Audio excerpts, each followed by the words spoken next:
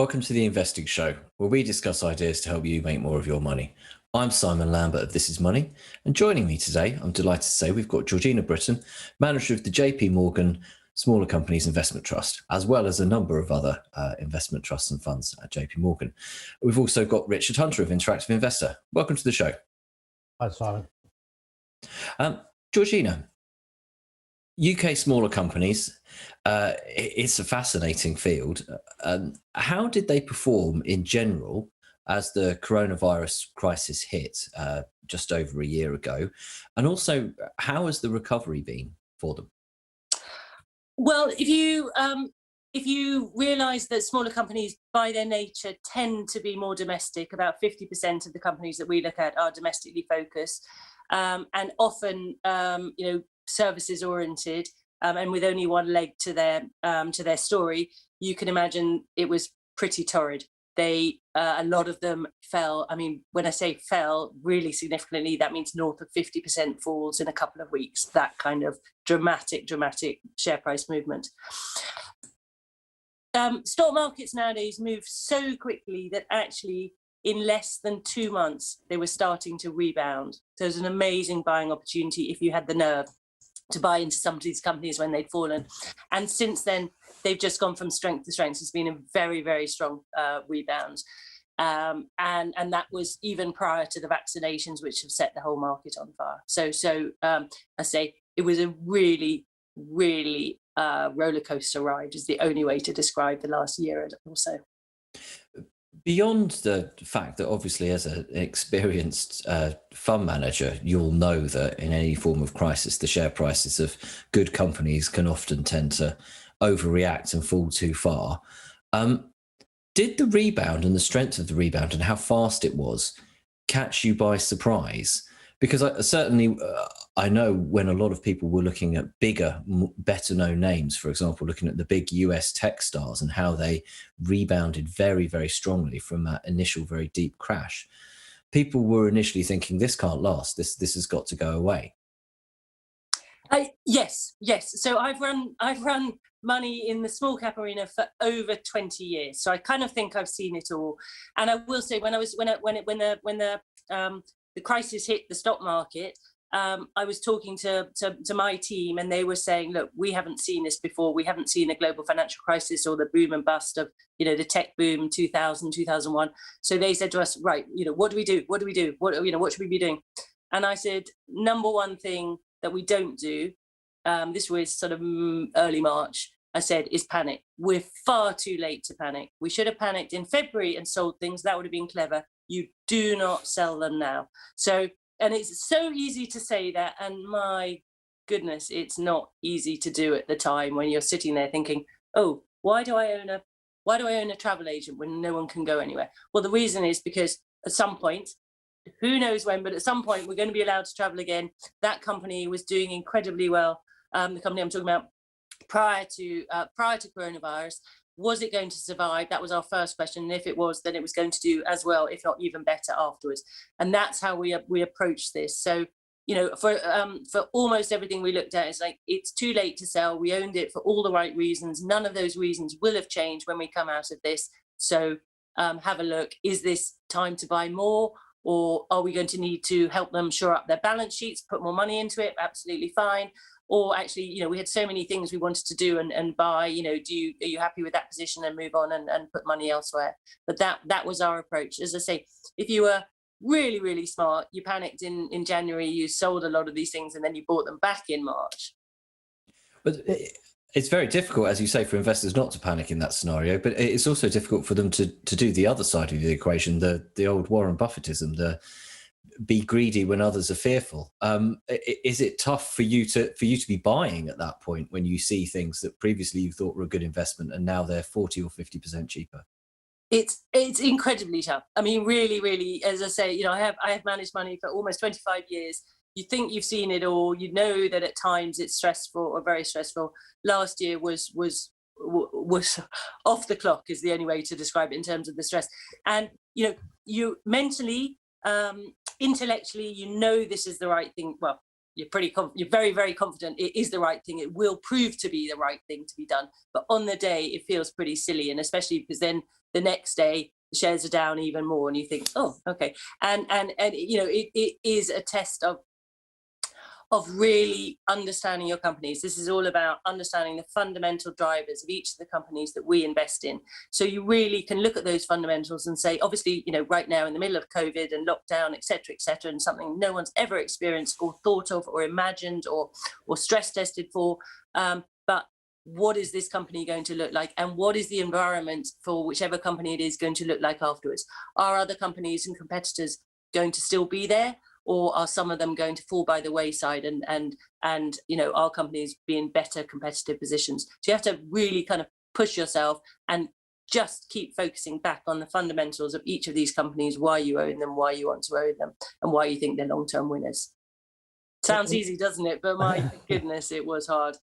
And more recently, of course, Georgina, that the strength of that recovery has taken a lot of people by surprise, to the extent that there's now obviously been some inflationary concerns, which has somewhat taken the wind out of the sails of some of the growth stocks.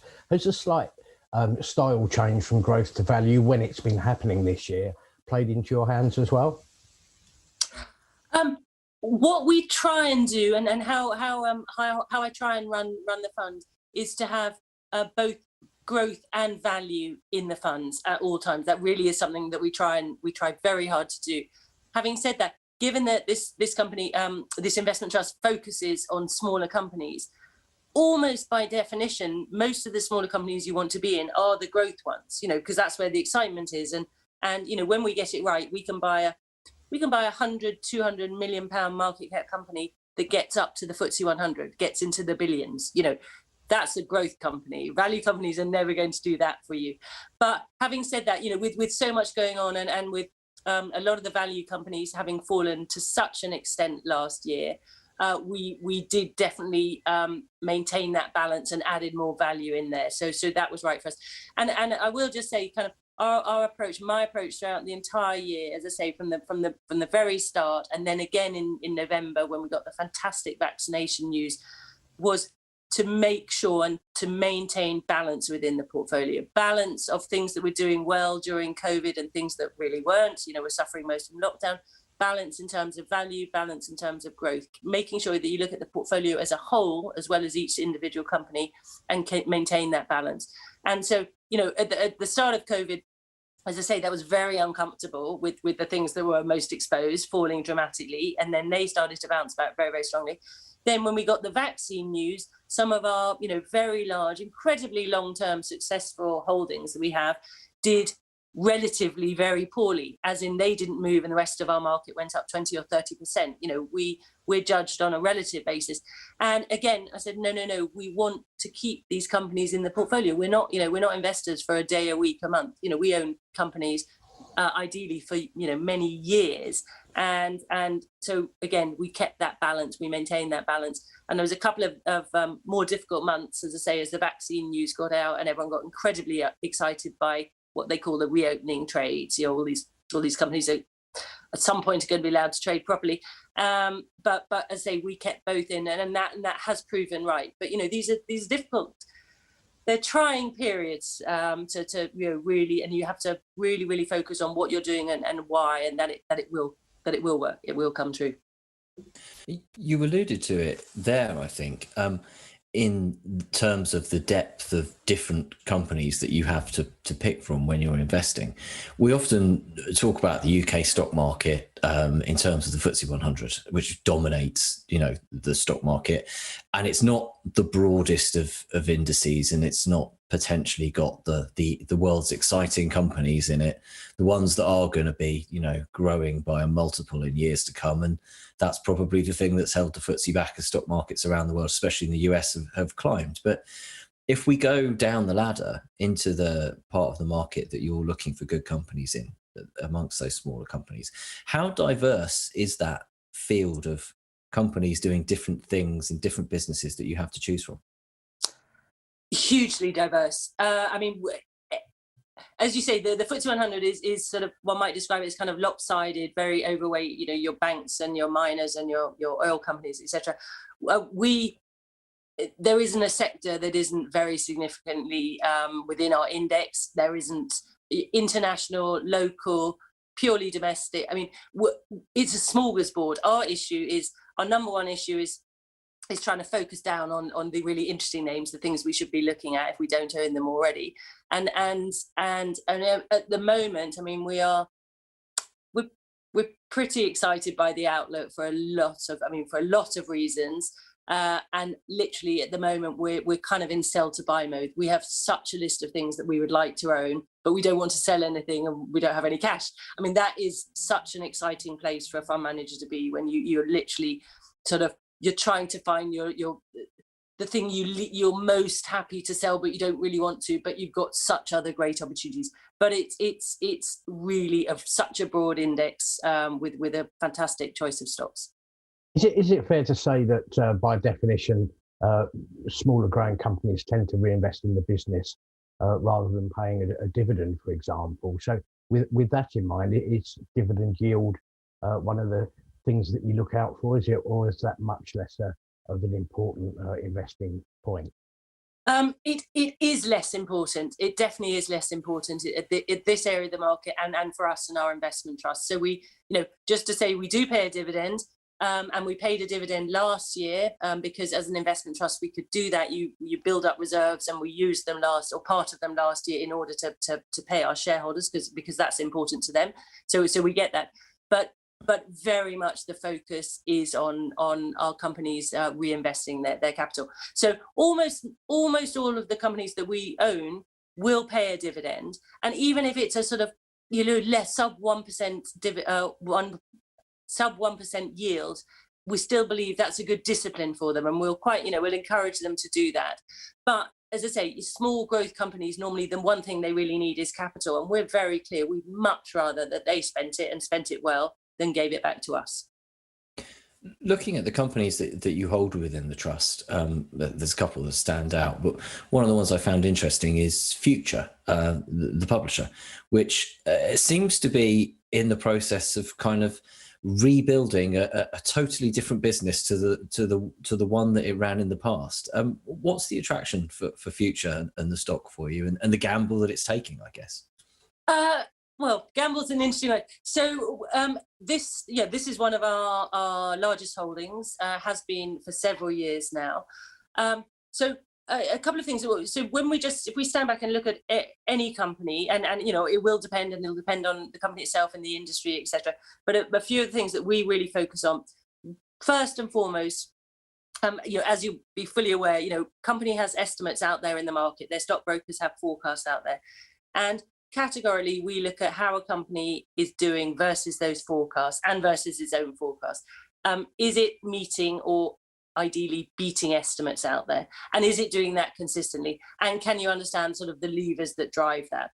And Future has had a spectacular history since I was going to say recent management, but actually they've been there 5 or 6 years now since they took over and did a massive turnaround. So that's kind of one area that we focus on. The second one is sort of metrics like return on invested capital. Actually what bang are you getting for your buck? And again, Future scores very highly there. And then a third really key focus for us, this is sort of looking at almost all the companies in our portfolio, is free cash flow. You know what, those profits are only real if we start to see the cash coming through, and then as we just discussed, ideally that companies will go and reinvest it. So Future, let's say, scores well on all of those, and it has been under this incredibly successful management. It has been very acquisitive. And until recently, the acquisitions, and some of them, they've been large, they've been sizable for what was then quite a small company. It's grown a lot. It's made us a lot of money in the last few years. But they weren't gambles. They were very calculated. Obviously, we spent a lot of time in management meetings discussing, what they were buying and how and why, and where the synergies were coming from, and how we were all going to benefit from this. But most recently, as you said, they did a more surprising acquisition. And bought a quoted company, another quoted company in our arena called Go Compare, which obviously most people will be familiar with from the adverts. And That did. So again, believe you me, we've spent a lot of time with management because we are significant shareholders in this company. Really trying to drill down into what this adds, and in particular, if it was going to detract from, most importantly, from the predictability of their earnings, from the upgrades that we keep upgrade cycle that we keep seeing. And to be fair to them, they have given so far, so it's early days. They bought it at the back end of last year and they announced the acquisition. With the most recent numbers have started to demonstrate quite how successful that's been. But it's definitely, it's a much larger company now. So this is an add-on, not a whole, they're not betting the whole shop on this one acquisition, which is something that would unnerve us. But it's also a very symbiotic relationship. They're very clear, and I say it's quite a complicated story. But when you talk through it, it has to be additive to both sides. They absolutely know, with their incredible technology, what they can bring to GoCompare and how they can increase the profits there, which is what it's all about. But they also understand what GoCompare can do for the entire rest of the Future group. And if they're right, it will prove to be very successful. Obviously, we none of us know yet. It's very early days. I say, 4 months in, it is looking successful, but ask me in 2 years. And the recovery that we've seen in the UK and are continuing to see, it has been a very strong consumer recovery, which I think that if you'd have told most people this time last year that was going to happen, they would have been quite surprised. There's any number of reasons for that. People fed up of being stuck in the house might just be one of them.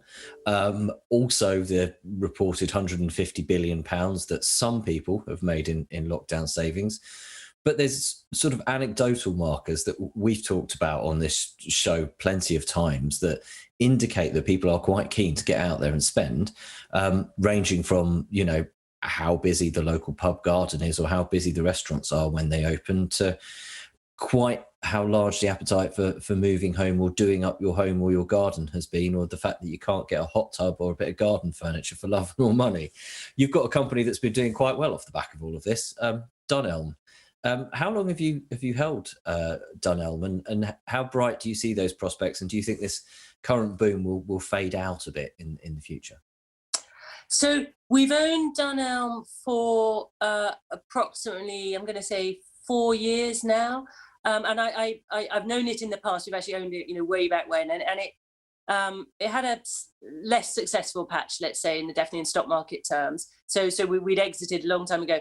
And then new management again came in, and what we do, hopefully you sort of picked up a bit of this, we really, really focus. You listen to what management says, but all management has learned how to talk the talk. So we look at the numbers. So, Dunelm just started to tick a few of our boxes in terms of the metrics we were looking at. So this is rewind 3 or 4 years. Then obviously met the new management, and at that point, Dunelm was very, and the chief exec would say this, was very behind the curve in terms of, the modern world, in terms of the internet, in terms of delivery, in terms of, all the things that you just have to be capable of doing as a large retailer in the modern world.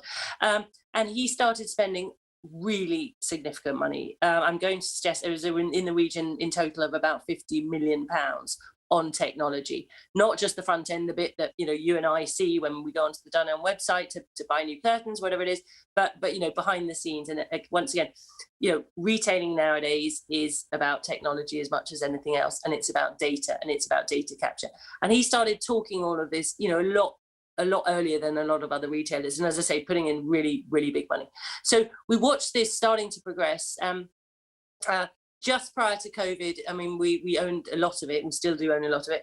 Just prior to COVID hitting, they've been putting out, astonishingly strong numbers on the back of this, so it was very clear that not only the product was working, and there's a big demand for what they do anyway, and they do it very successfully, and we all know the value area of the market, which is where they focus, is a very successful one. So it was just ticking so many of our boxes. So we owned a lot of it.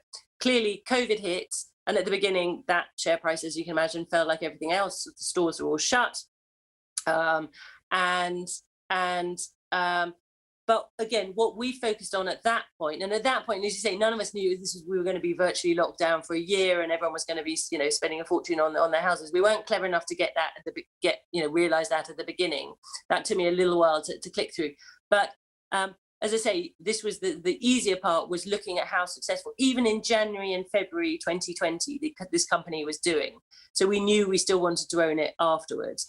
As time went on, it also became clear that a lot of the weaker competition were not going to survive their shops being shut. So that does, this is survival of the fittest. This is the capitalist world that we live in.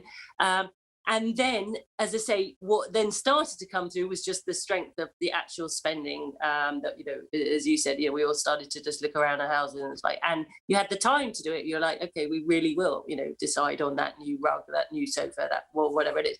So all of that started to come through. So having been a retailer that initially would have been seen as a some company that would really suffer in lockdown, it actually started to become a beneficiary.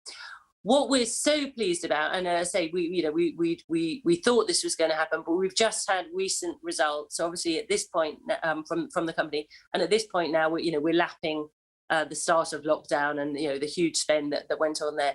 So when companies talk to us, companies like that have suffered from last year, talk about what's going on, a lot of them compare themselves to where they were in 2019. So they look at their what they call the like for likes, how they're doing on a relative basis compared to 2 years ago, and we find that very useful, because we sort of strip out the COVID year, whether you had a terrible one or a really positive one, and as against 2 years ago, their like for likes are up north of 50%. I mean, that is a company firing on every single cylinder. And I will say, we had a meeting with management again, as we want to do, to keep in touch, make sure and ask the sort of more detailed questions that we need to. And he literally sat there, and this was very recently, and just said, I am more excited about the outlook than I ever have been. He said that now. That's after this amazing run. So we're pretty excited too. Yeah, we think there's a whole lot more to go. And just finally, before we finish, I wanted to ask you about one other company. It's a much smaller name. I think you described it as an acorn when we were speaking earlier before the show. A company called SDI, which is very different to the two companies we've just talked about. What does that do, and what's the attraction there? So this is a small company. So we only bought it about a little over a year ago, I'm going to say, and it was sub 100 million market cap, which for us, that is a small company. And what it does, it's one of those ones. It's hard to put into a neat little sort of phrase, but basically it focuses on scientific and testing products. Technology products, and it really focuses in areas like the life sciences and healthcare. But what they do is really, this is a little buy and build strategy. So again, look at the metrics I talked about before. This company throws off a lot of cash, with which they then go and buy these other little companies that fit into their space, mold together, then use, that they use their selling power and indeed their buying power to add to the profits of each of those. So it's when it works, and when it really works, it's an absolutely fantastically virtuous circle. So they don't keep coming back to the stock market, to the investors like me, and saying, can we have more money? They do it out of their free cash flow. And I say, it's early days for us in this company. We say it's been a year and a half, and for us that's very short term. We really do think long term, but we're properly excited. We think there's so many small companies out there for them to acquire. There aren't too many other acquirers, which is fantastic. It means you don't have to pay too much. It's a win-win for those companies being acquired, because they get to be part of a stronger, growing company, and they get the support and indeed the cash. And I say, hopefully the share price continues to go up and we all benefit. So we think, we hope, we've on occasion, we've done this before. We've bought companies, that small, little acorns, and every now and then they grow into proper oaks. I think I was saying to you before, it doesn't happen often. Believe you me, it really doesn't happen often. But you can buy really small caps and watch them go all the way up into the FTSE 100. I mean, those are success stories like nothing on earth. And is there still the opportunity to look for those small caps on the stock market, or do you find more of them listing later now? There's obviously, this is something that's been talked about quite a bit in terms of, I guess, particularly firms on the US stock market and the more tech-focused firms. But are there plenty still there that are listed? You don't have to start looking for a mandate where you can go into unlisted companies and so on.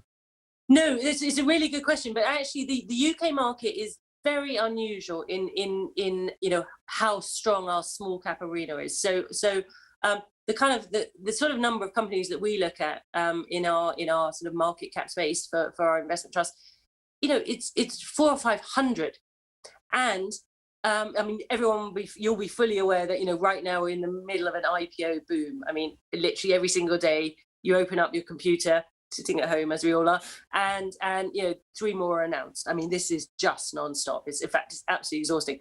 But actually, in smaller companies, they didn't go away. We've been looking at IPOs for forever. They just that when we never see them in the FTSE 100 pretty much, but when we saw none of them really in the mid cap arena, in the FTSE 250, in small cap they just kept coming. And we spend a lot of time on IPOs, and we're incredibly careful about which ones we choose to go for. But overall, we tend to be very, very successful in them. So I fully understand, and obviously read all the Lord Hill review and everything, and I'm excited by what they're trying to do for the broader market. But actually, it's not valid for smaller companies. It's a much more healthy sort of IPO market anyway. Fascinating to hear. Georgina, thank you very much for joining us.